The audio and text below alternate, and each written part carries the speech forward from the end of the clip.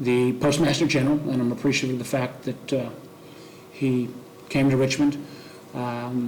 This is third or fourth session we've had with him, joined by Senator Kane, Congressman McClellan, Congressman Spanberger.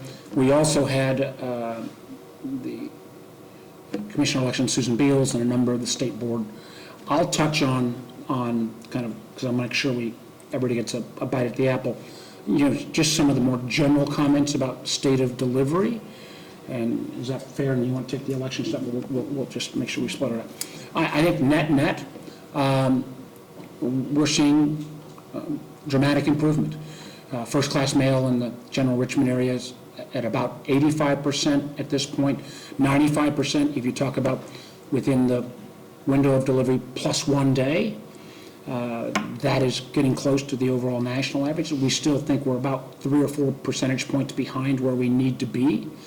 I do think the good news is as well that about $65 million has been invested in the Richmond facility and the Norfolk facility upgrading.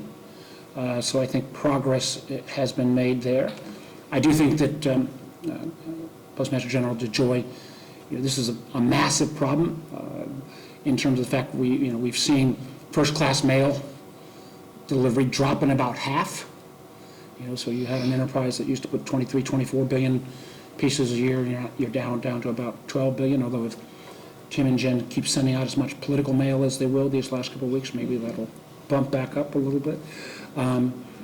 So I think we all express concerns still about Charlottesville. Charlottesville is still a laggard in this effort. A lot of that is due to the Charlottesville market in terms of recruitment and retention of folks in the Postal Service, because you got such low unemployment there. And when Chick-fil-A pays a higher opening wage than the post office, that is a challenge. But I think we are headed in the right direction. I do think we got particularly hard hit a year or so ago when the decline was so precipitous because there had been they were making this changeover in Richmond, which, again, I think they should have let folks in Richmond know that they were going to be first out of the box on this major transformation. They didn't. I think Postmaster General acknowledges that was a mistake. But combined with that was they had to outsource a lot of the transportation vehicles, and the group they outsourced it to went bankrupt. There was one went bankrupt in D.C., the other went bankrupt in Atlanta, and those are both feeders into our system here in Richmond. So improvement, we're going to stay on this.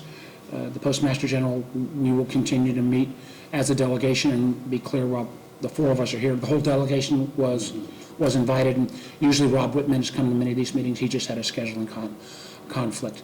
I think that's at the top end because I want to make sure everybody gets a bite at the apple, and then we'll be happy to take a bunch of questions. Great. Well, thank you, Mark.